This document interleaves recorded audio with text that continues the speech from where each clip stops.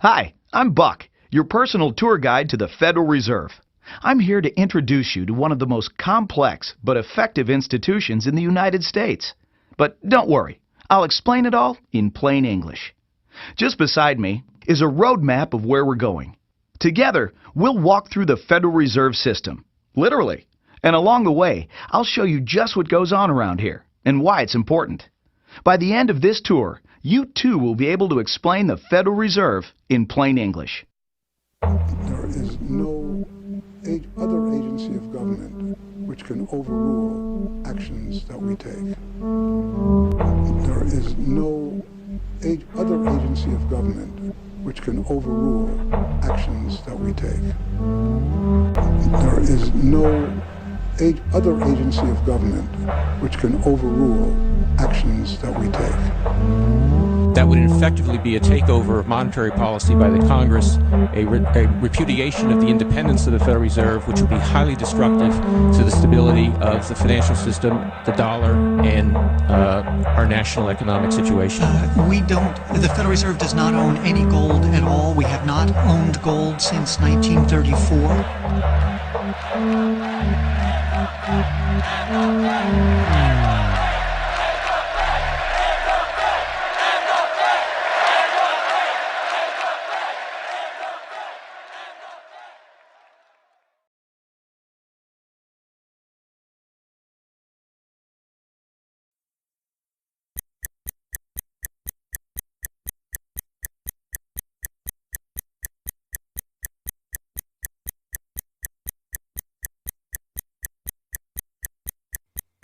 All our lives, we've been told that economics is boring. It's dull. It's not worth the time it takes to understand it. And all our lives, we've been lied to.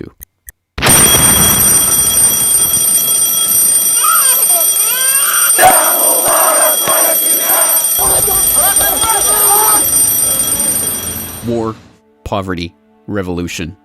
They all hinge on economics, and economics all rests on one key concept. Money. Money. It is the economic water in which we live our lives. We even call it currency. It flows around us, carries us in its wake, drowns those who are not careful. We use it every day, in nearly every transaction we conduct. We spend our lives working for it, worrying about it, saving it, spending it, pinching it. It defines our social status. It compromises our morals. People are willing to fight, die, and kill for it. But what is it? Where does it come from? How is it created? Who controls it? It is a remarkable fact that, given its central importance in our lives, not one person in 100 could answer such basic questions about money as these. So if you were planning a family, you'd want to know where babies come from. Yeah. And this is a lot about banking. So let me ask you, where does money come from? Where does the money come from? Where does any money? The government prints it. It's printed off. Where does money come from? How is new money created? By labor. People work and produce wealth, and the money is supposed to match that wealth. Where does money come from? Well, I have a pretty different outlook on money. It actually comes from like trees, right? But why is this? How could we be so ignorant about a topic of such importance? Where does money come from is a basic, childlike question. So why is our only response the childlike answer meant as a joke? It grows on trees. Such a profound state of ignorance could not come about naturally. From the time we are children, we are curious about the world and eager to learn about the way it works. And what could lead to a better understanding of the way the world works than a knowledge of money, its creation and destruction? Yet discussion of this topic is fastidiously avoided in our school years and ignored in our daily life. Our monetary ignorance is artificial, a smokescreen that has been erected on purpose and perpetrated with the help of complicated systems and insufferable economic jargon. But it doesn't take an economist to understand the importance of money. Deep down, we all know that the wars, the poverty, the violence we see around us hinges on this question of money. It seems like a 1,000-piece jigsaw puzzle just waiting to be solved. And it is. The puzzle pieces, taken together, create an image of the Federal Reserve, America's central bank and the heart of the country's banking system. Despite its central importance to the economy, relatively few have heard of it, and fewer still know what it is, despite the bank's attempts at self-description. Our economy runs on a complex system of exchange of goods and services, in which money plays a key part. Coin, currencies, savings, and checking accounts, the overall supply of money is managed by the Federal Reserve. Money is the medium through which economic exchanges take place, and money as a standard of value helps us to set prices for goods and services. The job of managing money, monetary policy, is to preserve the purchasing power of the dollar while ensuring that a sufficient amount of money is available to promote economic growth. The Federal Reserve also promotes the safety and soundness of the institutions where we do our banking. It ensures that the mechanisms by which we make payments, whether by cash, check, or electronic means, operate smoothly and efficiently. And in its fiscal role, acts as the banker for the United States government. Now, these duties comprise the major responsibilities of our central bank. But in order to really understand the Federal Reserve, we must first understand its origins and context.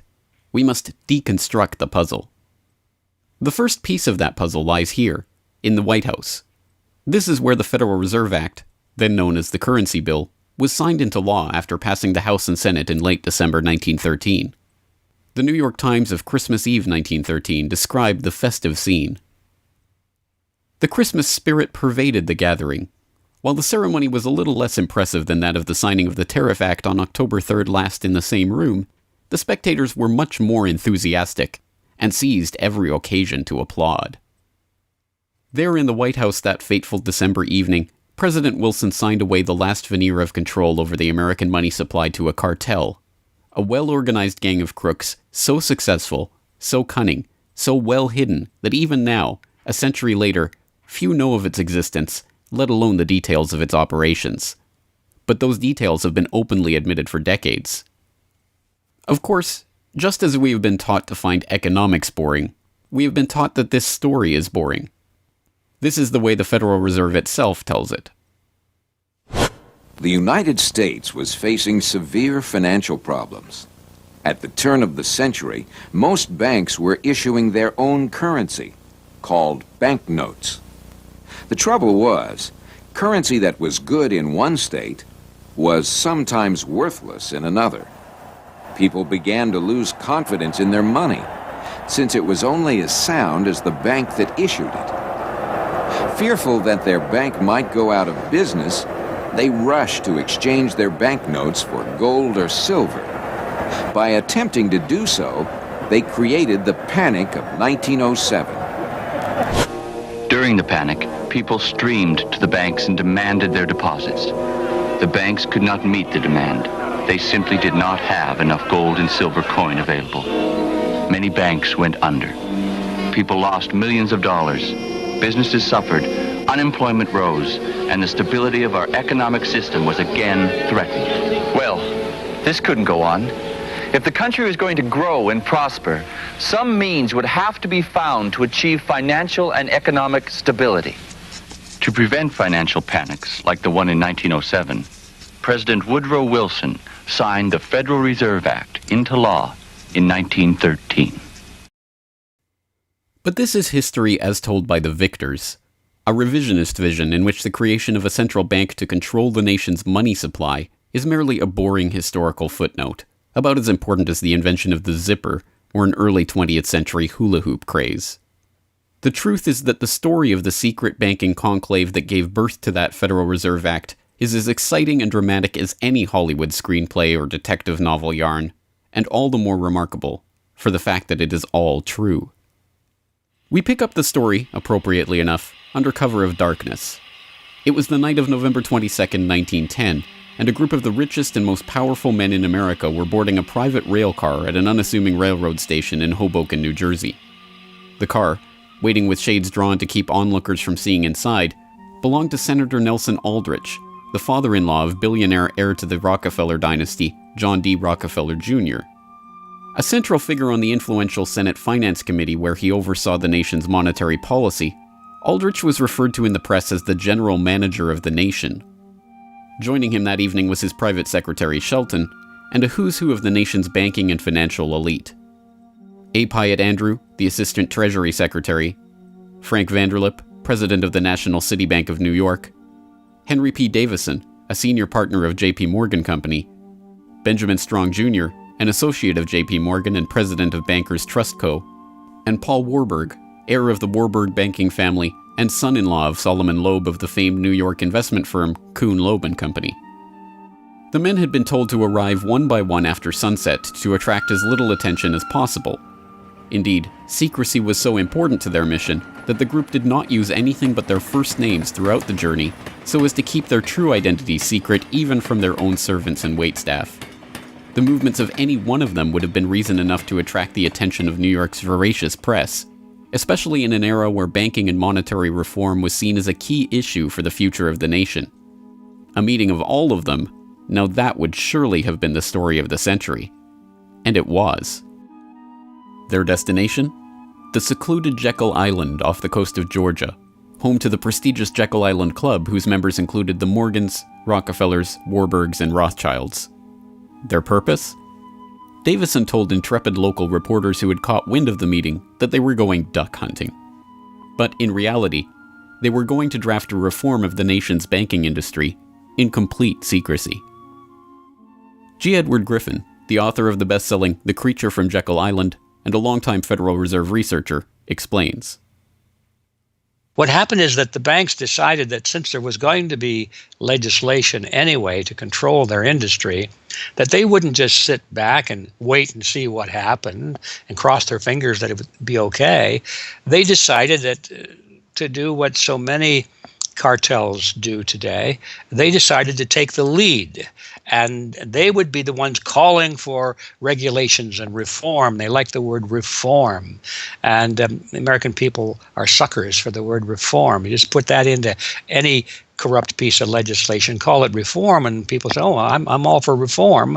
And so they vote for it or accept it. So that's what they were doing. They decided we will reform our own industry. In other words, we will create a cartel, and we will give the cartel the power of government. We'll take our cartel agreement so that we can self-regulate to our advantage, and we'll call it the Federal Reserve Act.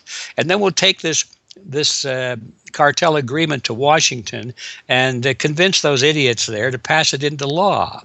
And that basically was the strategy. It was a brilliant strategy. Of course, we see it happening all the time, and certainly in our own day today, we see the same thing happening in other cartelized industry. Right now, we're watching it unfold in the field of healthcare, but at that time, it was banking, all right? And so the banking cartel wrote their own rules and regulations, called it the Federal Reserve Act, got it passed into law, and it was very much to their liking because they wrote it. And in essence, what they had created is a set of rules which made it possible for themselves to regulate their industry, but they went even beyond that. In fact, it's clear to me when I was reading their letters and their conversations at the time and the debates that they never dreamed that Congress would go along and also give them the right to issue the nation's money supply. I mean, not only were they now going to regulate their own industry, which is what they started out as wanting to do, but they got this incredible gift that they didn't dream would be given to them, although they were negotiating for it. And that was Congress gave them the authority to issue the nation's money. And Congress gave away the sovereign right to issue the nation's money to the private banks. And so all of this was in the Federal Reserve Act, and the American people were joyous because they were told and they were convinced that this was finally a means of controlling this big creature from Jekyll Island. Amazingly enough, they were successful, not just in conspiring to write the legislation that would eventually become the Federal Reserve Act, but in keeping that conspiracy a secret from the public for decades. It was first reported on in 1916 by Bertie Charles Forbes, the financial writer who would later go on to found Forbes magazine. But it was never fully admitted until a quarter century later, when Frank Vanderlip wrote a casual admission of the meeting in the February 9, 1935 edition of the Saturday Evening Post. I was as secretive, indeed as furtive, as any conspirator. I do not feel it is any exaggeration to speak of our secret expedition to Jekyll Island as the occasion of the actual conception of what eventually became the Federal Reserve System. Over the course of their 9 days of deliberation at the Jekyll Island Club, they devised a plan so overarching, so ambitious, that even they could scarcely imagine that it would ever be passed by Congress. As Vanderlip put it, discovery of our plan, we knew, simply must not happen, or else all our time and effort would be wasted. If it were to be exposed publicly that our particular group had got together and written a banking bill, that bill would have no chance whatever of passage by Congress. So what precisely did this conclave of conspirators devise at their Jekyll Island meeting?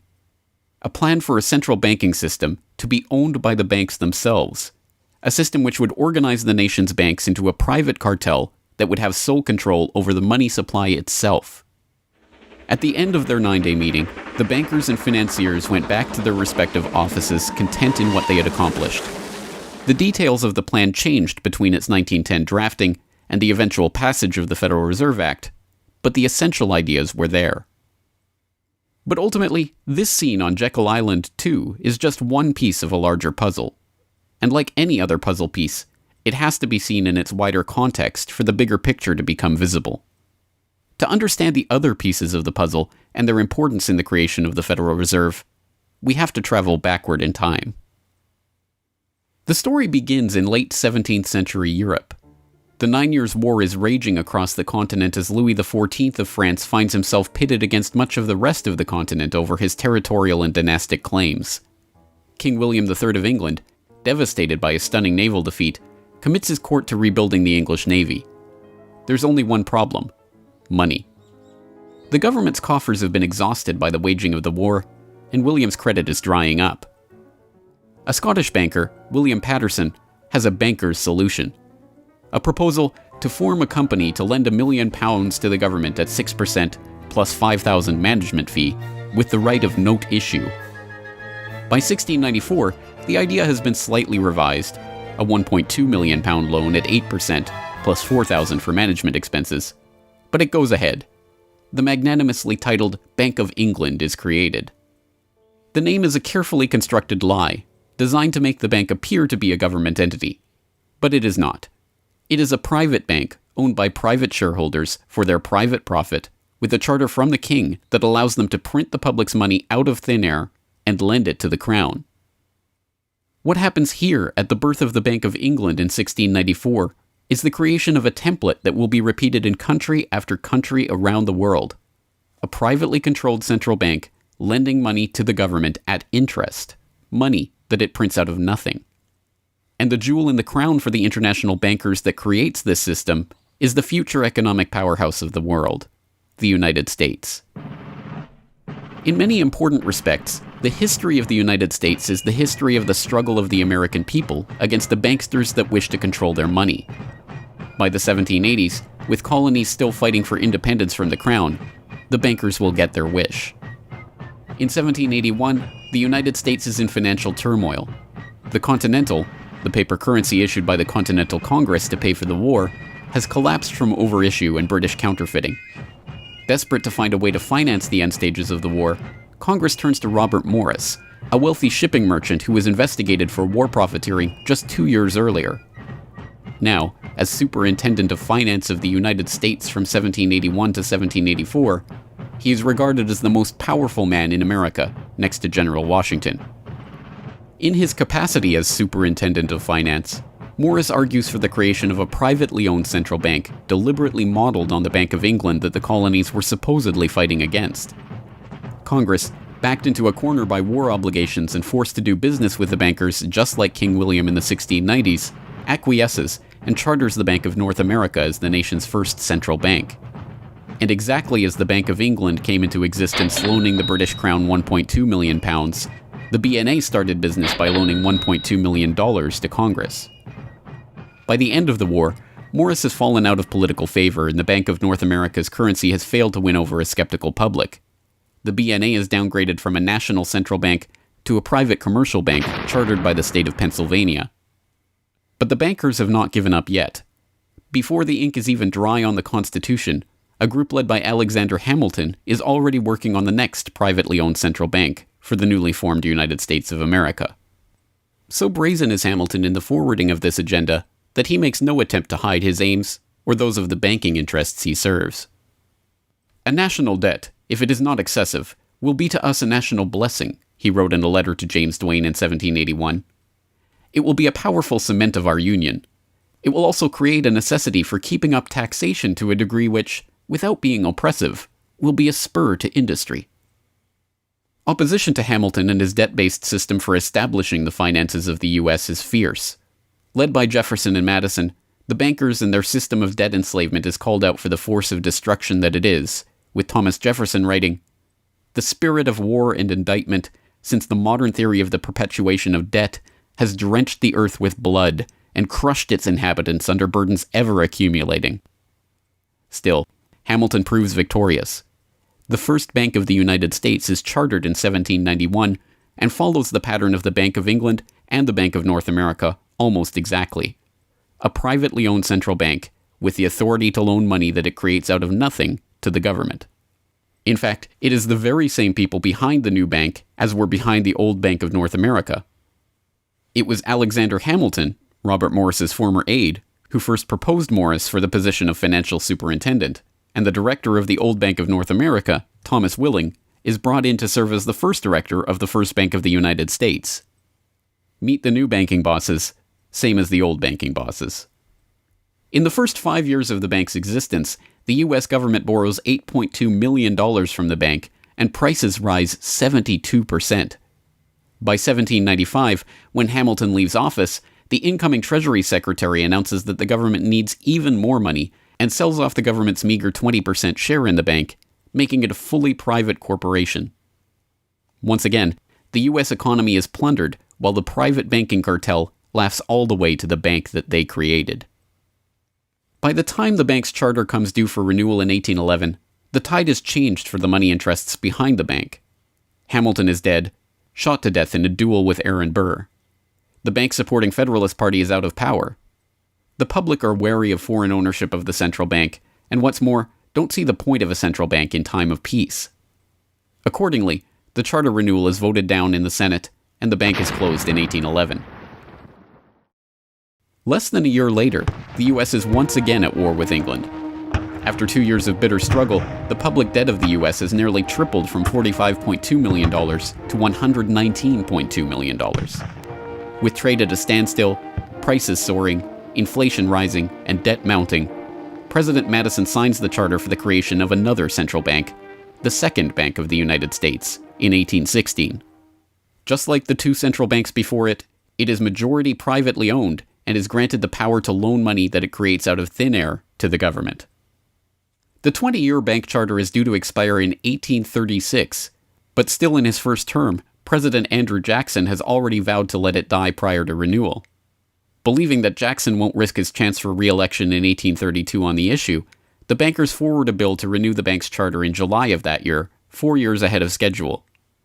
Remarkably, Jackson vetoes the renewal charter and stakes his re-election on the people's support of his move. In his veto message, Jackson writes in no uncertain terms about his opposition to the bank. Whatever interest or influence, whether public or private, has given birth to this act, it cannot be found either in the wishes or necessities of the executive department, by which present action is deemed premature, and the powers confirmed upon its agent not only unnecessary, but dangerous to the government and country. It is to be regretted that the rich and powerful too often bend the acts of government to their selfish purposes. If we cannot at once, in justice to interests vested under improvident legislation, make our government what it ought to be, we can at least take a stand against all new grants of monopolies and exclusive privileges, against any prostitution of our government to the advancement of the few at the expense of the many, and in favor of compromise and gradual reform in our code of laws and system of political economy. People side with Jackson, and he's re-elected on the back of his slogan, "Jackson and no bank." The president makes good on his pledge. In 1833, he announces that the government will stop using the bank and will pay off its debt. The bankers retaliate in 1834 by staging a financial crisis and attempting to pin the blame on Jackson, but it's no use. On January 8, 1835, President Jackson succeeds in paying off the debt, and for the first and only time in its history, the United States is free from the debt chain of the bankers. In 1836, the Second Bank of the United States charter expires, and the bank loses its status as America's central bank. It is 77 years before the bankers can regain the jewel in their crown, but it is not for lack of trying. Immediately upon the death of the bank, the banking oligarchs in England react by contracting trade, removing capital from the US, demanding payment in hard currency for all exports, and tightening credit. This results in a financial crisis known as the Panic of 1837, and once again Jackson's campaign to kill the bank is blamed for the crisis. Throughout the late 19th century, the United States is rocked by banking panics brought about by wild banking speculation and sharp contractions in credit.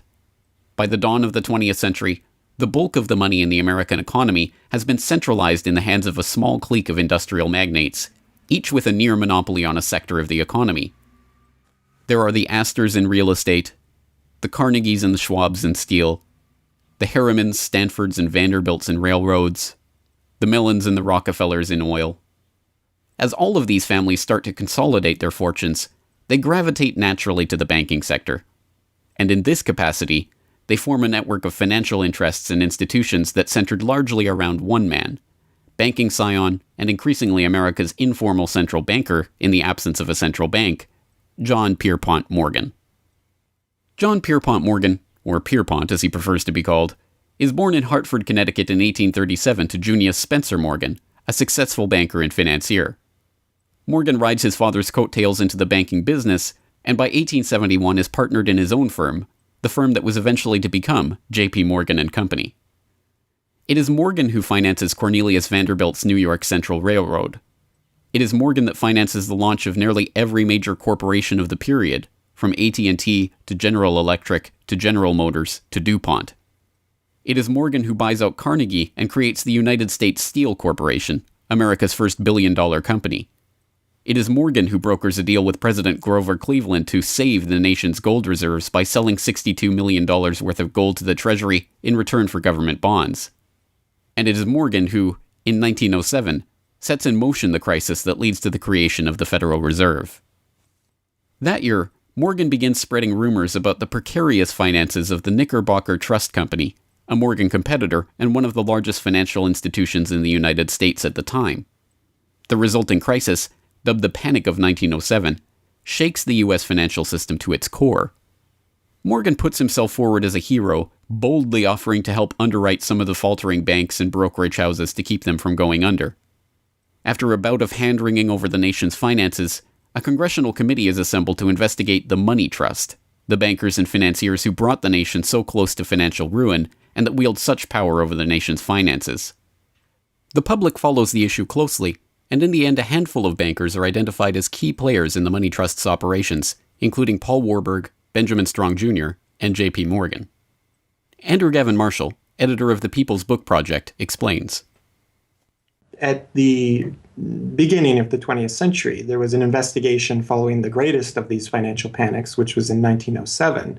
And this investigation was on what was called the Money Trust, which found that three banking interests, J.P. Morgan, National City Bank, and the Citibank of New York, I believe it was, basically controlled the entire financial system. So three banks. And the public hatred towards these institutions was unprecedented.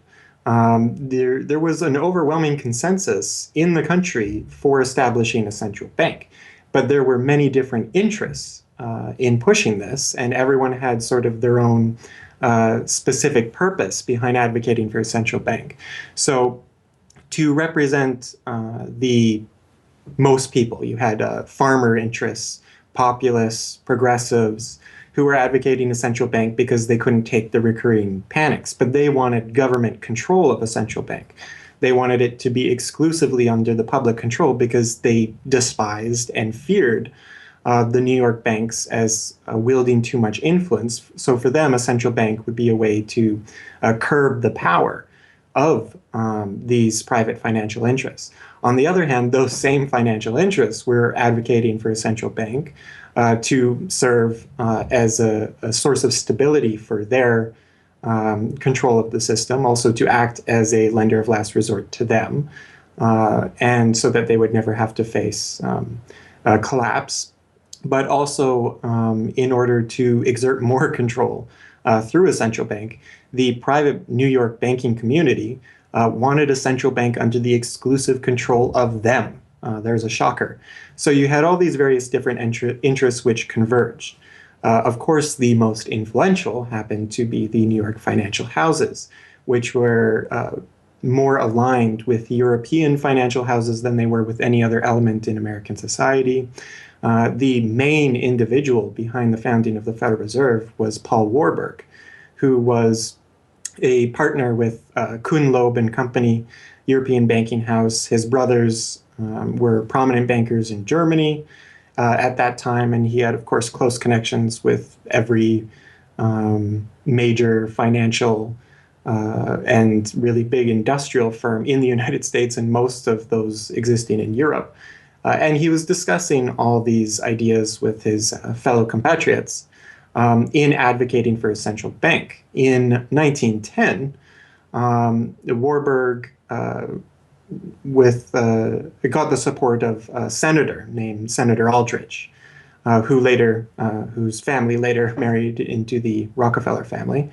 Again, I'm sure just a coincidence, but Aldrich invited Warburg and a number of other bankers to a private secret meeting on Jekyll Island, just off the coast of Georgia, where they met in 1910 to discuss the construction of a central bank in the United States, but one which, of course, would be owned and serve the interests of the private bankers. Aldrich then, in 1911, presented this as the Aldrich Plan or the Aldrich Bill in the U.S. Congress, and it was actually voted out. The public, suspicious of Senator Aldrich's banking connections, ultimately reject the Jekyll Island Cabal's Aldrich Plan. The Cabal does not give up, however. They simply revise and rename their plan, giving it a new public face, that of Senator Robert Owen and Representative Carter Glass. In the end, the money trust that was behind the Panic of 1907 uses the public's own outrage against them to complete their consolidation of control over the banking system. The newly retitled Federal Reserve Act is signed into law on December 23, 1913, and the Fed begins operations the next year.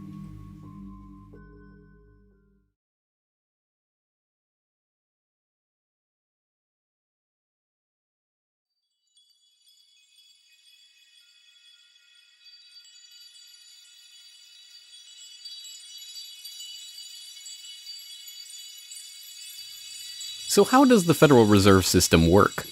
What does it do? Who owns and controls it? These are the basic questions that would get to the heart of the fundamental question, what is money?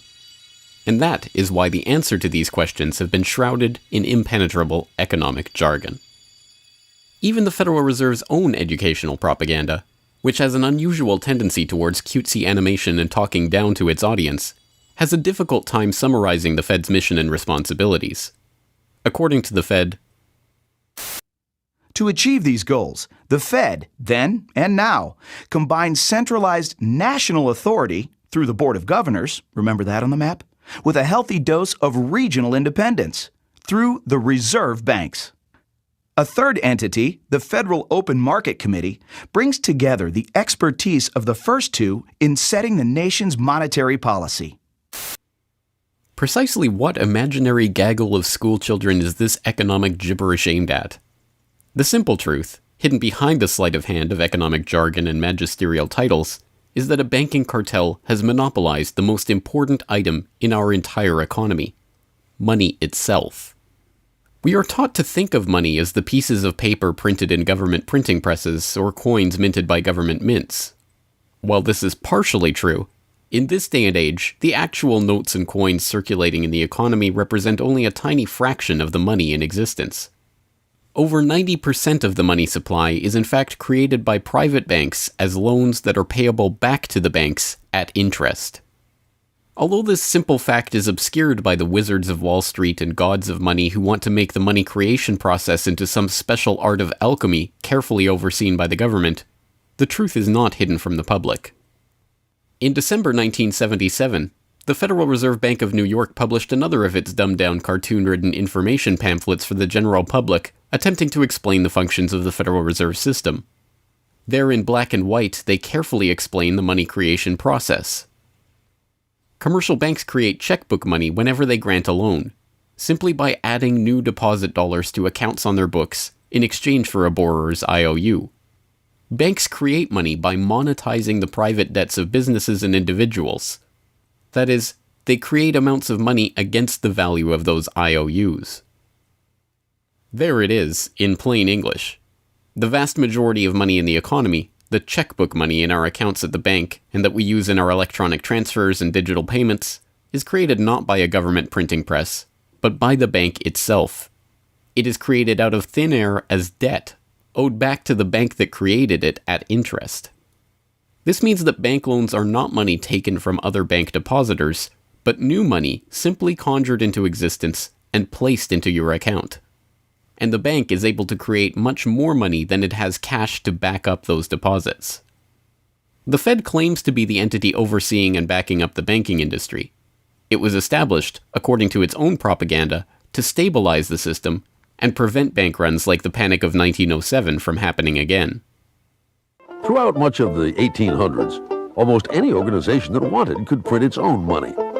As a result, many states, banks, and even one New York druggist did just that. In fact, at one time, there were over 30,000 different varieties of currency in circulation. Imagine the confusion. Not only were there multitudes of currencies, some were redeemable in gold and silver, others were backed by bonds issued by regional governments. It was not unusual for people to lose faith both in the value of their currency and in the entire financial system. With many people trying to withdraw their deposits at once, sometimes the banks didn't have enough money on hand to pay their depositors. Then, when the funds ran out, the banks suspended payment temporarily, and some even closed. People lost their entire savings, and sometimes regional economies suffered. Obviously, something had to be done, and in 1913, something was. In that year, President Woodrow Wilson signed into effect the Federal Reserve Act.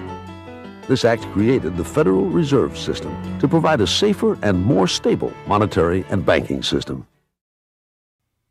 If that was indeed its aim, it signally failed to do so in running up one of the greatest bubbles in American history to that point in the 1920s, just a decade after its creation. The popping of that bubble, of course, led directly into the Great Depression and one of the greatest periods of mass poverty in American history. Economists have long argued that the Fed itself was the cause of the Depression by its complete mismanagement of the money supply.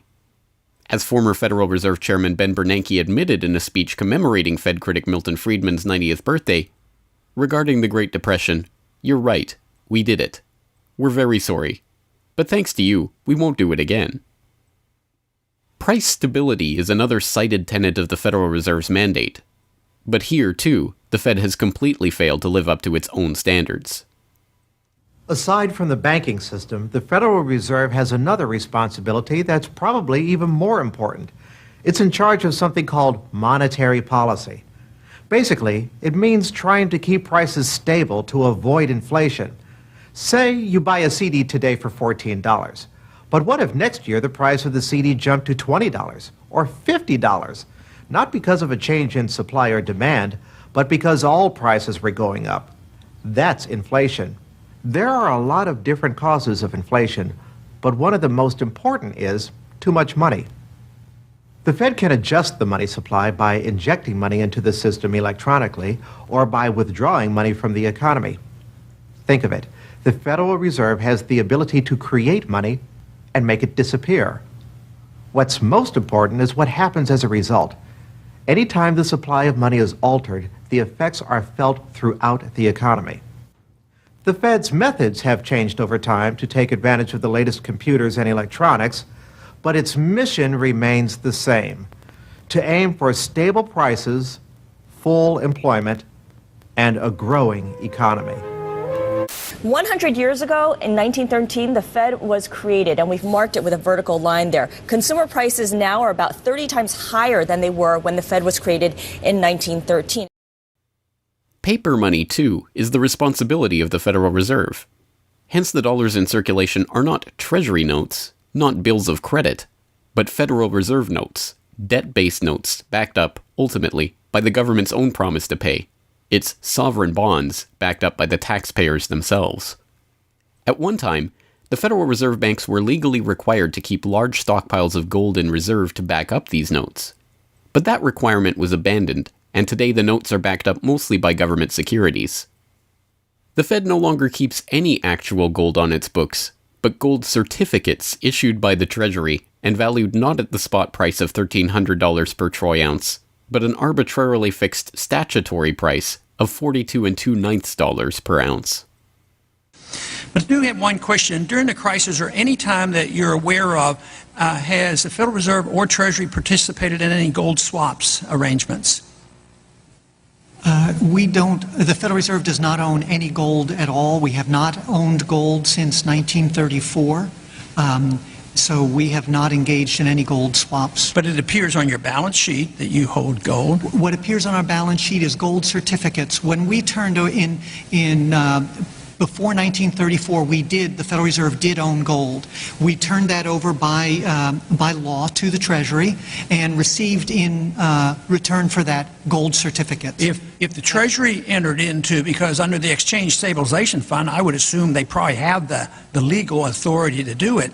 They wouldn't be able to do it then because you have the securities for essentially all the gold? No, we have no interest in the gold that is owned by the Treasury.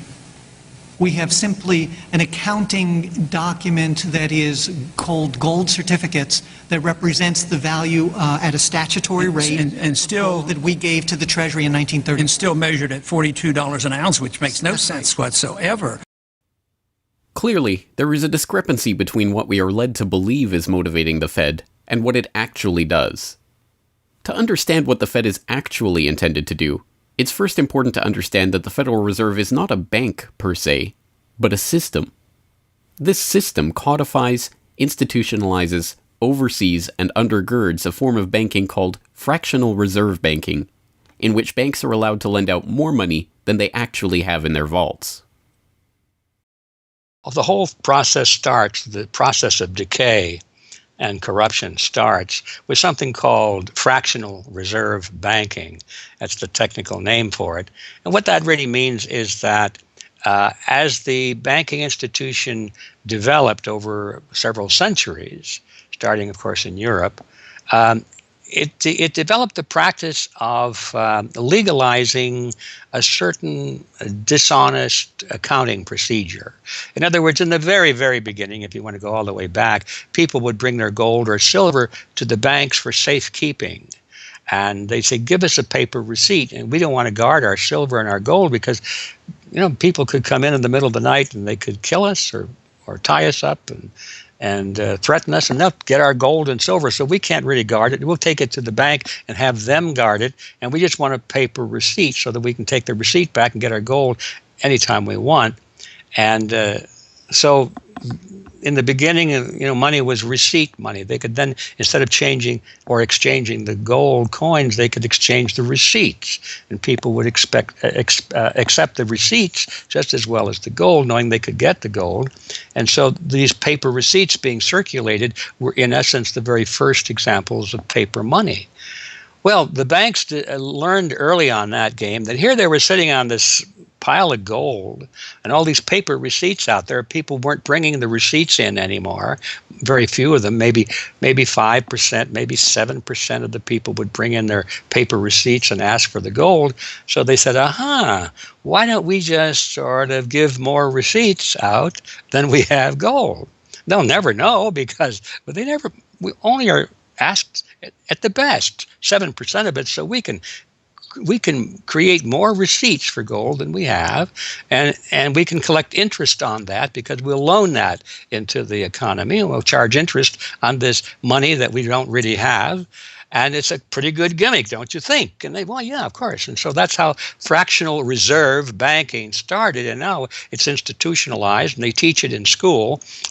No one ever questions the integrity of it or the ethics of it. They say, well, that's the way banking works. And isn't it wonderful that we now have this flexible currency and we have prosperity and all of this sort of thing? So it all starts with this concept of fractional reserve banking. The trouble is with that is it works most of the time, but every once in a while there are a few ripples that come along that are a little bit bigger than the other ripples, and maybe one of them is a wave, and more than 7% will come in and ask for their gold.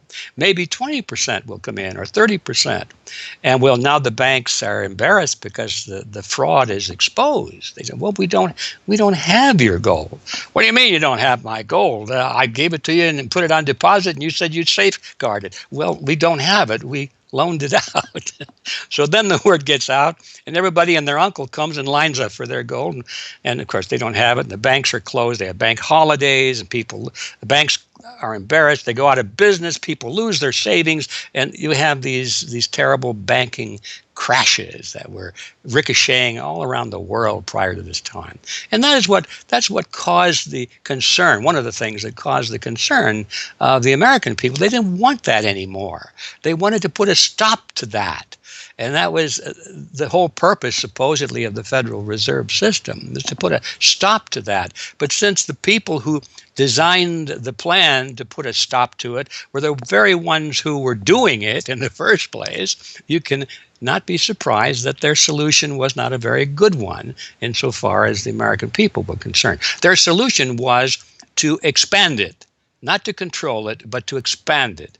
See, prior to that time, this little game of fractional reserve banking was localized at the state level. Each state was doing its own little fractional reserve banking system. Each state, in essence, had its own Federal Reserve. Central banks were authorized by state law to do this sort of thing, and that was causing all this problem. And so the Federal Reserve came along and said, well, no, we're not going to do this at the state level anymore because look at all the problem it's causing. We're going to consolidate it all together, and we're going to do it at the national level. The key to this system, of course, is who controls this incredible power to regulate the economy by setting reserve requirements and targeting interest rates. The answer to this question, too, has been deliberately obscured. The Federal Reserve System is a deliberately confusing mishmash of public and private interests, reserve banks, boards and committees, centralized in Washington and spread out across the United States. So you have the Federal Reserve Board in Washington, appointed by the president. That's the only part of this system that is directly dependent upon the government for input. That's the federal part, that the government, the president specifically, gets to choose a few select governors. The 12 regional banks, the most influential of which is the Federal Reserve Bank of New York, essentially based in Wall Street to represent Wall Street, is representative of the major Wall Street banks who own shares in the private, not federal, but private Federal Reserve Bank of New York. All the other regional banks are also private banks. They vary according to how much influence they wield, but the Kansas City Fed is influential, the St. Louis Fed, the Dallas Fed. But the New York Fed is really the center of this system. And precisely because it represents the Wall Street banks who appoint the leadership of the New York Fed. So the New York Fed has a lot of public power, but no public accountability. It has no oversight. It does not answer to Congress the way that the chairman of the Federal Reserve Board of Governors does. And even then, the chairman of the Federal Reserve Board, who is appointed by the president, does not answer to the president. He does not answer to Congress. He goes to Congress to testify, but the policy that they set is independent. So they have no input from the government. The government can't tell them what to do, legally speaking. And of course, they don't.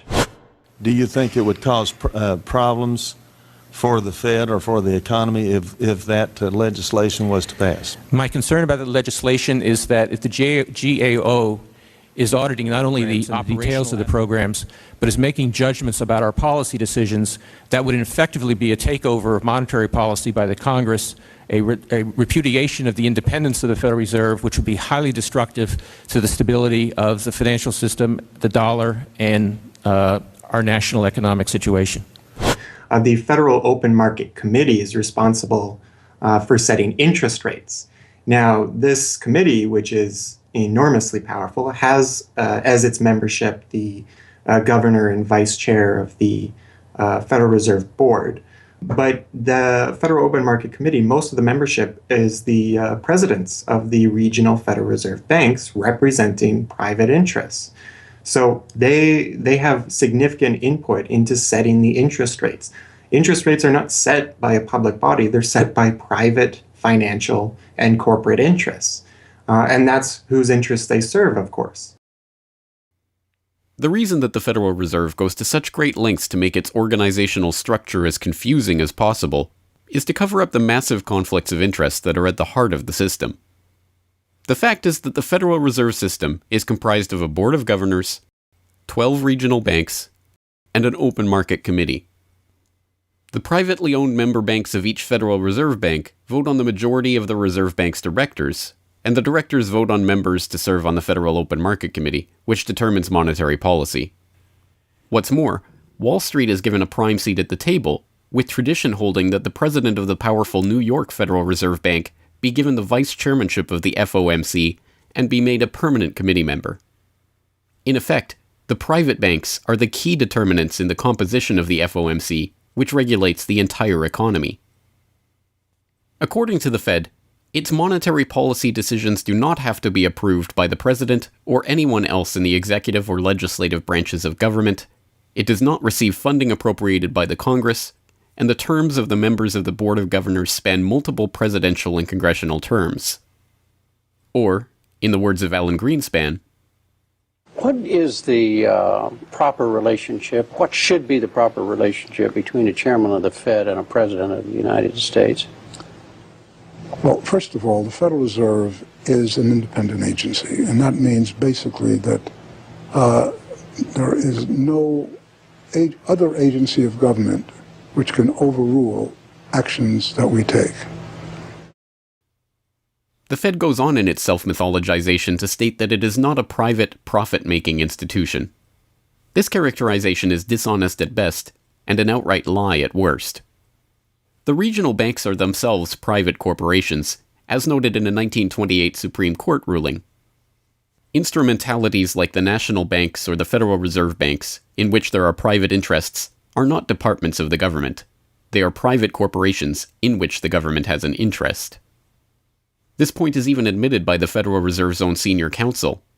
Our regulations do specify overall terms for the lending, but the day-to-day operation of the banking activities are conducted by the Federal Reserve banks. They are banks, and indeed they do lend, and they do interact with they're their own depositors. agency then, essentially, They are not in that agencies. regard. Yes, they're not agencies, Your Honor. They're persons under FOIA. Each Federal Reserve Bank, the stock is owned by the member banks in the district, 100% privately held. They have private boards of directors. Majority of those boards are appointed by the independent banks, private banks in the district. They are not agencies. These private corporations issue shares that are held by the member banks that make up the system, making the banks the ultimate owners of the Federal Reserve Banks. Although the Fed's profits are returned to the Treasury each year, the member banks' shares of the Fed do earn them a 6% dividend. According to the Fed, the fixed nature of these returns means that they are not being held for profit. Despite the dishonest nature of this description, however, it is important to understand that the bankers who own the Federal Reserve indeed do not make their money from the Fed directly. Instead, the benefits are much less obvious and much more insidious. The simplest way that this can be understood is that, as a century of history and the specific example of the last financial crisis shows, the Fed was used as a vehicle to bail out the very bankers who own the Fed banks in the most obvious example of fascistic collusion imaginable. A handful of financial institutions have enriched themselves as a result of institutional speculation on a large scale, as well as manipulation of the market. And secondly, what they have done is that they have then gone to their governments and said, well, we are now in a very difficult situation and you need to give us money so that we can retain the stability of the financial system. And who actually lends the money or brokers the public debt? The same financial institutions which are the recipients of the bailout. Okay, and so what you have is a circular process. It's a diabolical process. You're lending money. You're not lending money. You're handing money to the large financial institutions, and then this is leading up to a mounting public debt in the trillions. Okay. And then you say to the financial institutions, we need to establish a new set of treasury bills and government bonds, etc., which of course are sold to the public, but they are always brokered through the financial institutions, which establish their viability and so on and so forth. And the financial institutions will probably buy part of this public debt. So that in effect what the government is doing is financing its own indebtedness through the bailouts. It hands money to the banks, but to hand the money to the banks, it becomes indebted to those same financial institutions, and then it says, well, we now have to emit large amounts of public debt. Please, can you help us? And then the banks will say, well, your books are not quite in order.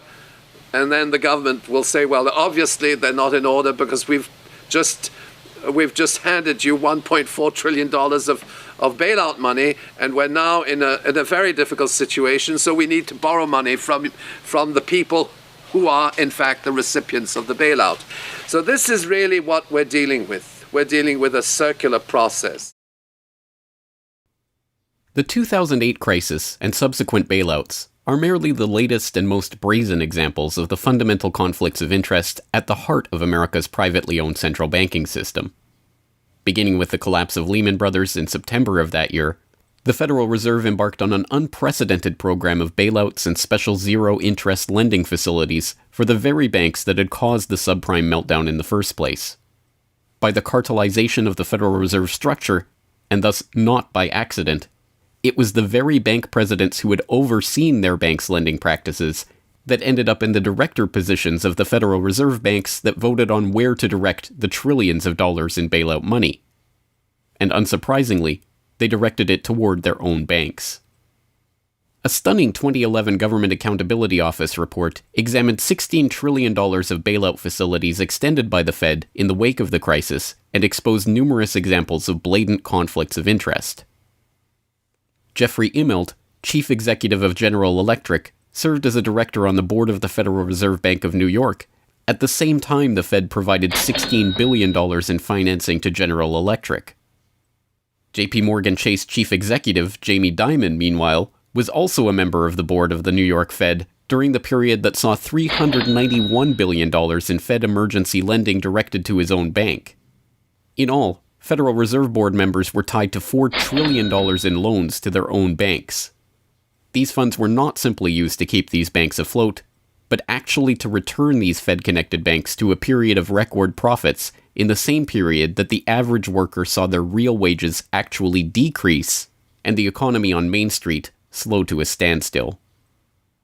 Ben Bernanke, at that time the chairman of the Federal Reserve Board of Governors, was confronted about these conflicts of interest by Senator Bernie Sanders upon the release of the GAO report in June 2012.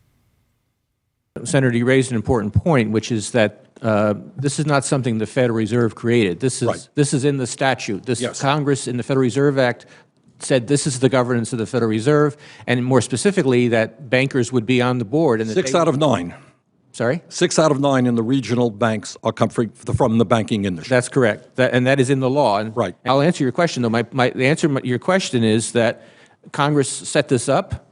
We have tried. I think we've made it into something useful and valuable. We do get information from it, but if Congress wants to change it, of course, we will work with you to find alternatives.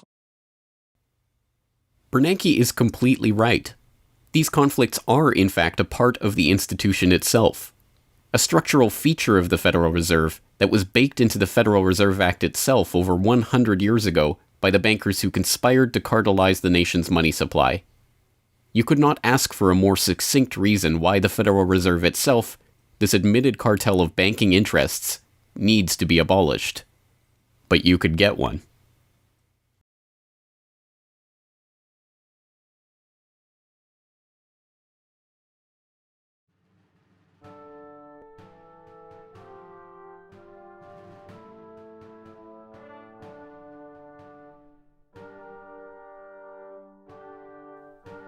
We now know that for centuries, the people of the United States have been at war with the international banking oligarchs.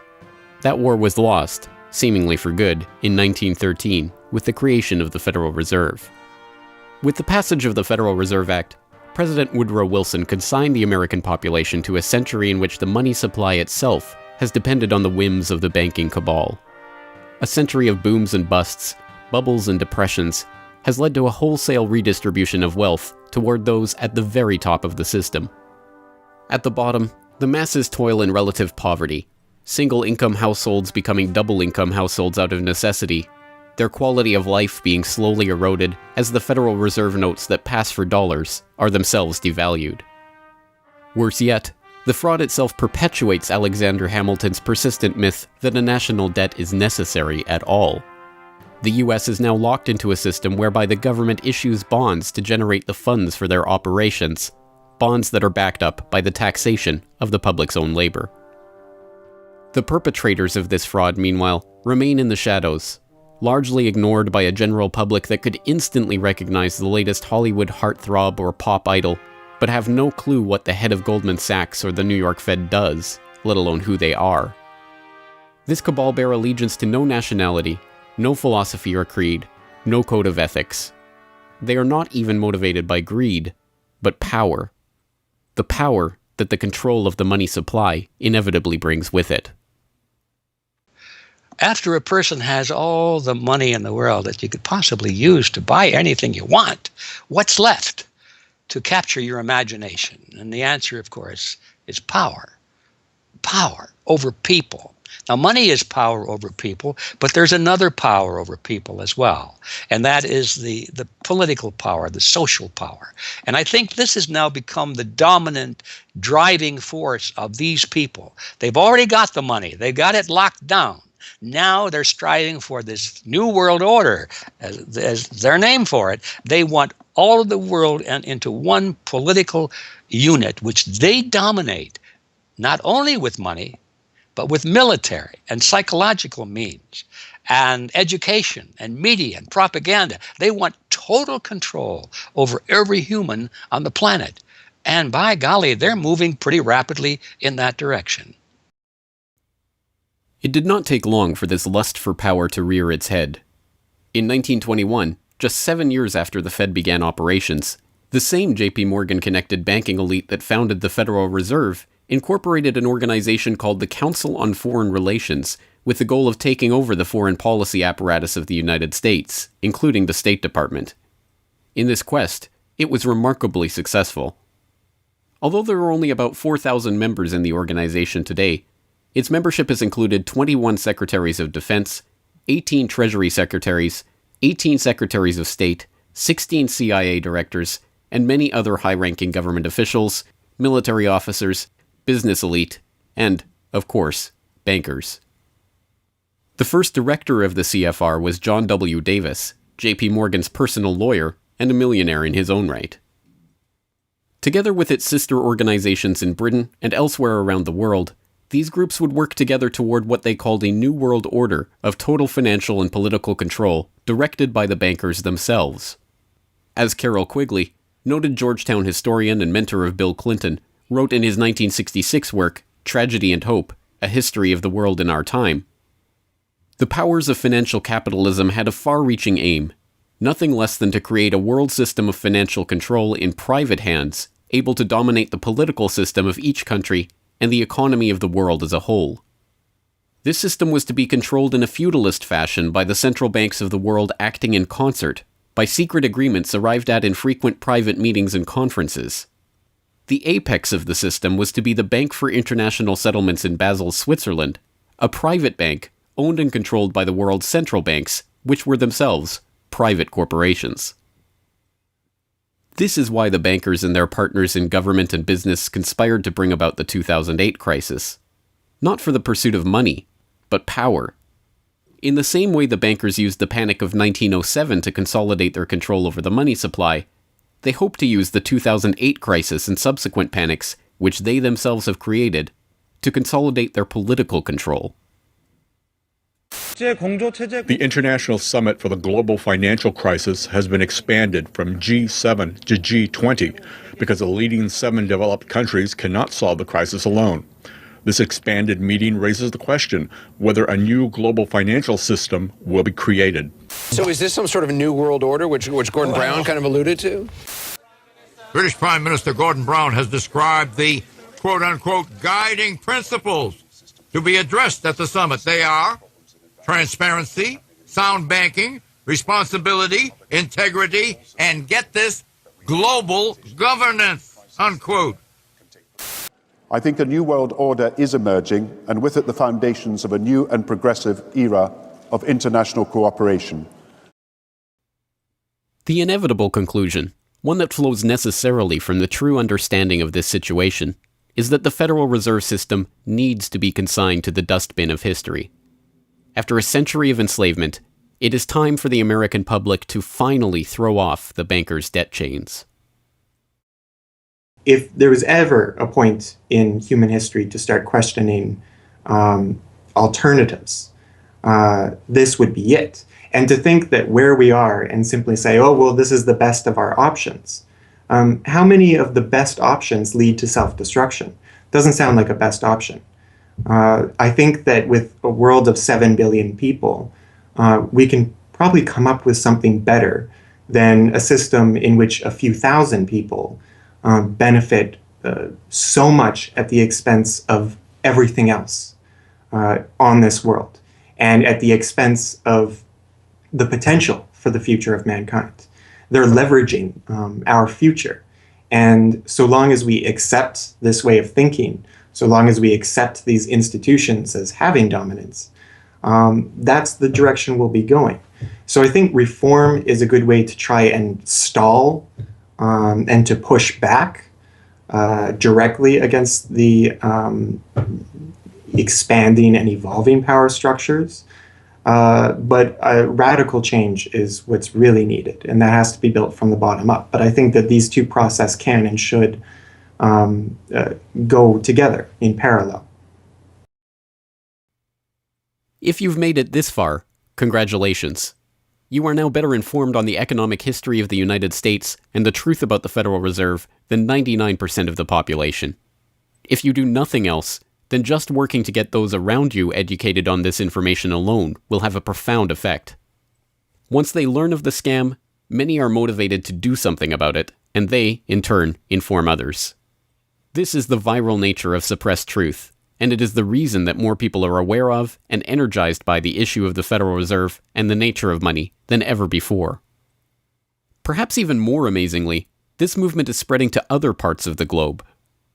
Recognizing the interlocking nature of the modern global economy and the international nature of the banking oligarchy, movements to abolish the Federal Reserve have sprung up in Europe, where protests against the cartelized central banking system are taking place in over 100 cities, attracting 20,000 people on a weekly basis. I started this movement because I realized that the Federal Reserve Act, in my opinion, is one of the most worst laws in the whole world. So a private banking company is lending America the money, and in my opinion, America is not any more democratic. The Federal Reserve tells the government what to do, and that's a problem. It's a very big problem, especially in the US. Why is it a global issue, and why are people doing it here in Germany? Because when you realize that this finance system, it's a global system. You have to go to the really beginning of the system. And in my opinion, it's also the World Bank and the International Fund of Currencies and stuff like this. But at the beginning of all this is a law from 1913. Woodrow Wilson signed it. And this is the beginning of all this hardcore capitalism we are suffering right now from. And the only way to stop this is maybe to break this law. But what if the burgeoning movement to end the Fed is successful? What system do people propose as the answer? There have been several proposals along different lines by various researchers. Some argue for a return to America's colonial roots of debt-free money issued by state-run banks, pointing to the Bank of North Dakota as one already functioning, successful model of this approach. We've had two banking systems ever since the 1860s, with the state bank system and the federal bank system. And the federal bank system are the big Wall Street banks, particularly. They dominate the federal system. So they're taking over right now. I mean, in California, we don't even have any local banks where I am. They're now, we had two, and I had accounts in both of them, and they're now, one of them is Chase Bank, and the other is U.S. Bank. So they're both big Wall Street banks now. They've been taken over. So if you can keep, it's the local banks that have an interest in serving the local business. The big banks have no interest in making loans to local business. It's too risky. Why should they bother? They've got this virtually free money they can get from the Fed and from each other, and it's much more lucrative to them either to speculate in commodities or other things abroad, or what works very well for them is to buy long-term government bonds at 3%, because these have no capital requirement. The capital requirement for government bonds are zero. So they can buy all of those that they want. Whereas if they buy, let's say, mortgages, or if they make loans for mortgages, or they make loans to businesses, then they have to worry about their capital requirement. And as soon as they've used up all their capital, in other words, $8 of capital will get you $100 of loans, then they can't make any more loans. They have to wait for 30 years till those loans get paid off. So what they do, if they do buy mortgages, is sell them off to investors. And so that was the whole mortgage-backed securities scam that we've seen. They had no motivation to make sure that these borrowers were actually sound borrowers. They just wanted to make a sale, so they sold the stuff to the unwary investors who might be somebody in Iceland or Sweden or pension funds. Yeah, so that didn't work out so well. So a state bank with the partnering with the local banks can provide the capital, can help them with capital. In North Dakota, the state bank guarantees the loans of the local banks, allowing them to make much bigger loans than they could otherwise. And the state bank provides liquidity to the small banks. That's why the small banks, the local banks, aren't making loans to small business right now, because they don't know that they can get money from the other banks as needed. The way banking works is they make the loan first. If you have credit lines to many different businesses, and if they all hit up their credit lines at once, you're going to run out of money. So you don't dare do that unless you know that you can get short-term loans from the other banks. And what's happening right now, even though there's $1.6 trillion in excess reserves sitting on the books of the big banks, they're not available to the little banks. And the reason is because the Fed is paying 0.25% interest on those reserves. So the banks have no incentive to lend them to the little banks. Why let go of them when you can make just as much keeping them, and then you still have your reserves, and you can use them as collateral to buy bonds or something that'll make you more money. So the whole system is messed up. And in North Dakota, the Bank of North Dakota provides the liquidity for these local banks. Others advocate a decentralized system of alternative and competing currencies that greatly reduce or even eliminate altogether the need for a central bank.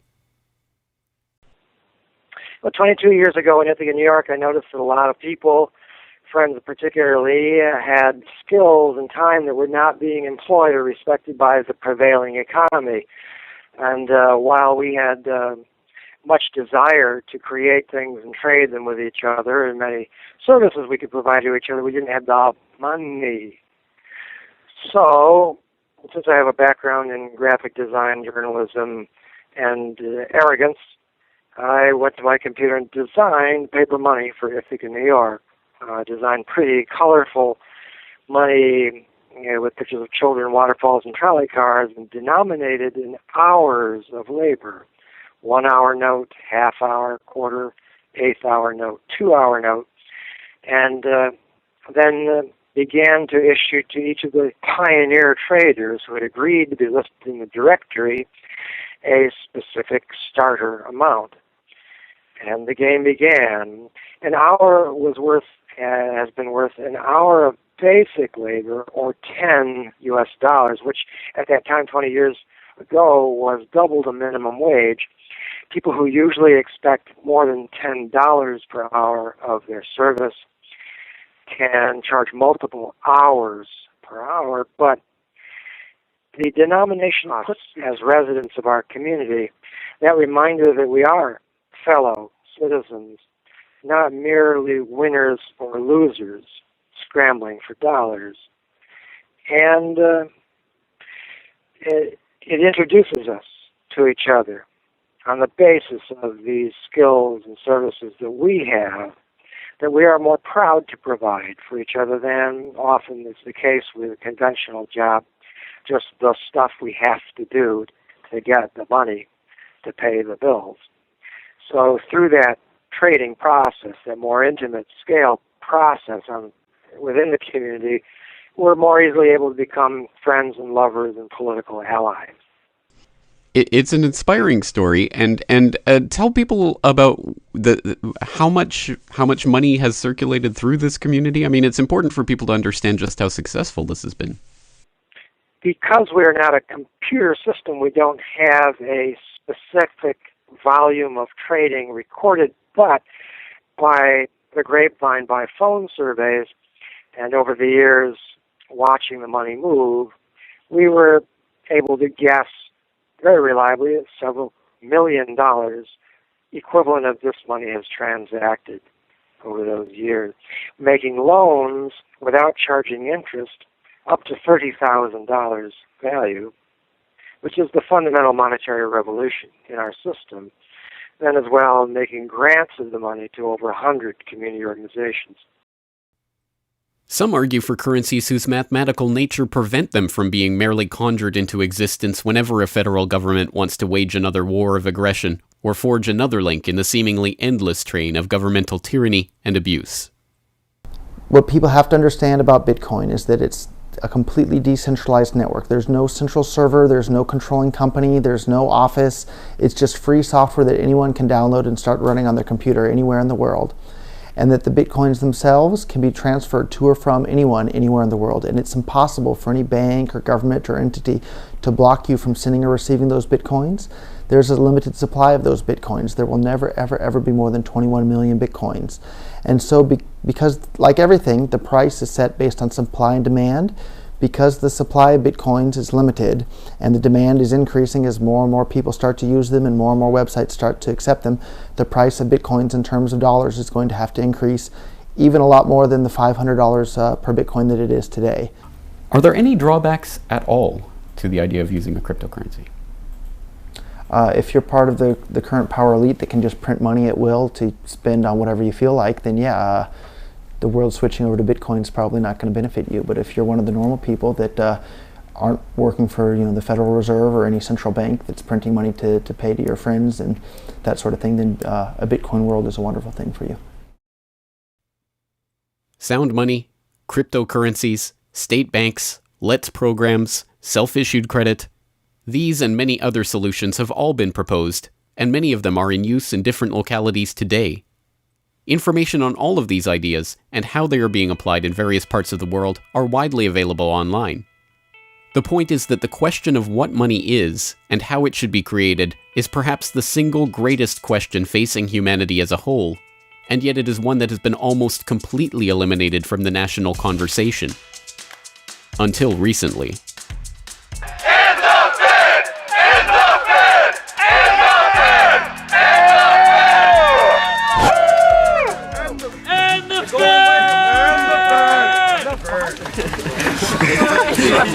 It's not even real paper. What the hell? We need some hands here. We need more hands. Hands up, Fed! Hands up, Fed! Hands up, Fed!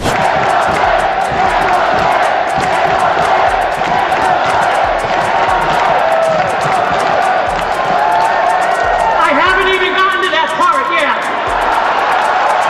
We can do it again when I get to that part.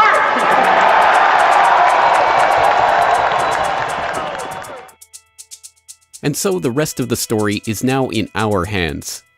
Once we understand the scam that has taken place, the gradual consolidation of wealth and power in the hands of an elite few banking oligarchs, and the growing impoverishment of the masses, all in the name of banking funny money created out of nothing and loaned to the public at interest, we can choose to get active or to do nothing at all. For those who choose to get active, there are some steps that you can take to help change the course of the system.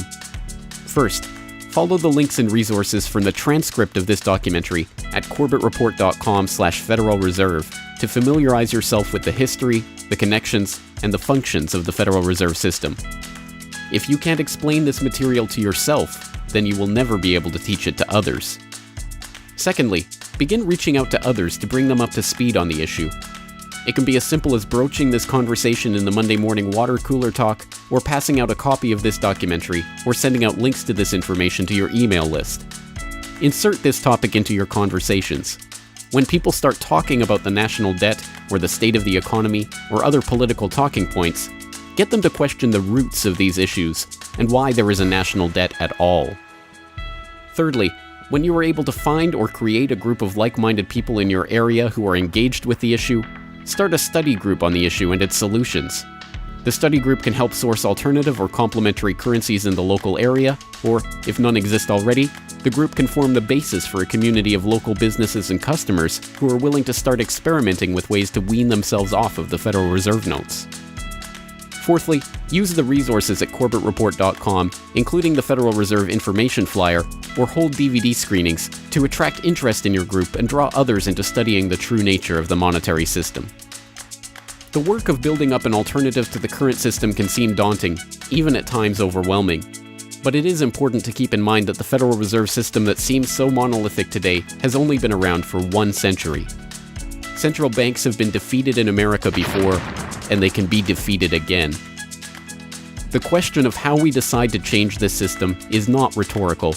It will either be answered by an informed, engaged, active population working together to create viable alternatives and to dismantle the current system, or it will be answered by the same banking oligarchy that has been controlling the money supply, and indeed the lifeblood of the country, for generations. Now, 1 century after the creation of the Federal Reserve System, we have a choice to make. Whether the next century, like the one before it, will be a century of enslavement, or, transformed by the actions and choices that we make in the light of this knowledge, a century of empowerment.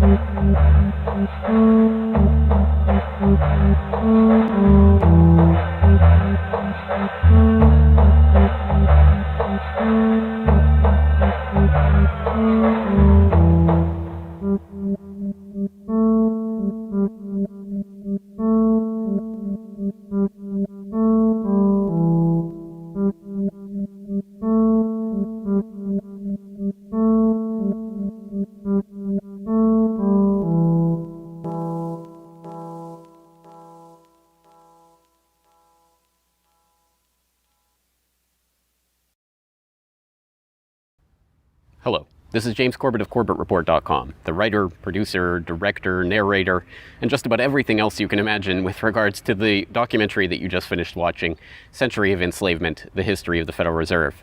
As I mentioned towards the end of that documentary, if you've made it this far, then you are now better informed about the Federal Reserve, its origins, what it is, how it functions, and why it must be opposed than 99% of the general public. And if you've made it this far, then you are obviously one of the very few who is very eager and motivated to join the rising tide of free humanity that is seeking to throw off the debt chains of the banksters in the United States and around the world. And if you are so motivated, then I have some treats for you. I have some resources that I'd like to direct you to. As I mentioned again towards the end of that documentary, there are some resources up at corbettreport.com that I hope will help you in your quest to better inform yourself and better inform others about the Federal Reserve System. Because once again, if you can't explain this to yourself, then how could you ever hope to explain it to anyone else? So I think the first quest that we must all engage in is to improve our own understanding of the Federal Reserve System and how it functions, and then to spread that information to others. And on that note, once again, if you go to corbettreport.com, you'll be able to find, first and foremost, this documentary itself is, of course, 100% freely available online, which you would know because you're watching this right now. So, of course, there will be links to the YouTube version of this documentary or the downloadable MP4 version on my website. There's also audio MP3 files available for download. All of those, again, freely open to the public, and I do encourage you to send them out to others if you do find it to be a valuable resource yourself. And once you're there at corbettreport.com, you'll find not only the documentary itself, but also a transcript of the documentary, complete with hyperlinks to all of the source documents, videos, articles, all of the information that was used to compile this documentary. So I hope that will be a valuable resource, again, for people who are looking to put this information together in a way that makes sense in their own head, and so that they can see where all of this information is coming from, much of it sourcing from the Federal Reserve itself. So I hope that the hyperlinked transcript will be valuable to people out there who are seeking to broaden their understanding of these topics. And you will also find there a news information pamphlet that I have put together with the help of Mike Krentz of MikeKrentz.com, a graphic designer who's helped me out a lot behind the scenes on the website. As you can tell from the graphics on this documentary, I'm not a graphic designer myself by trade or by training. So I certainly do appreciate Mike's help in putting this information pamphlet together. And this is just a few points that have been addressed in this video, informational points about the Federal Reserve, what it is, and some interesting little teasers to get people interested in this information. You can download and print this off from corbettreport.com and use it however you like, handing it out to people on the street, using it as a discussion point if you hold a DVD screening, if you want to just post it up in public areas, only where allowed by law, of course. Once again, this is freely available for download and for you to print out and to use to help spread information about the Federal Reserve System. And it's available both in color and black and white, and should print nicely onto standard 8.5 by 11 letter size paper. So that will all be up there at the website, along with, of course, an actual DVD version of this documentary. Once again, if you do find this information useful, then I hope you will try to spread it to others. There are a lot of people who prefer the online link, but there will be some people who you cannot reach online. For those people, and for yourself, if you so desire, here is a physical hard copy that you can order from corbettreport.com for 2,000 Japanese yen. That's about 20 Federal Reserve notes. Because unfortunately, we are trapped in this debt-based bankster-led system. So we do all require these pieces of paper in order to put a roof over our head and food on the table, myself included. So your support is obviously greatly appreciated. And for that 2,000 Japanese yen, about 20 Federal Reserve notes, you'll receive this documentary. Disc 1 containing the documentary itself. Disc 2, the full 1-hour interview with G. Edward Griffin. So I think, again, a valuable resource for people who are looking for more information about the Federal Reserve. So that's available at corbettreport.com, along with all of this that we've talked about here, the information pamphlet, the hyperlink transcript, all of the various formats this is available in. Once again, I've tried to make this as straightforward as possible and also as detailed as possible so that you can start to further your own exploration and understanding of this system that we're facing. Once again, Of course, any way that you choose to get this information out to others is greatly appreciated, but if you do want to send the Corbett Report links around, the best one to use is corbettreport.com/Federal Reserve. That will have the documentary in the YouTube format, it will have the downloadable MP3 and MP4 formats, it will have the transcript, it will have the downloadable information pamphlet, and it will also have a link to buy the DVD. So all of that will be there at corbettreport.com/Federal Reserve. Please send people there if you're going to send people anywhere.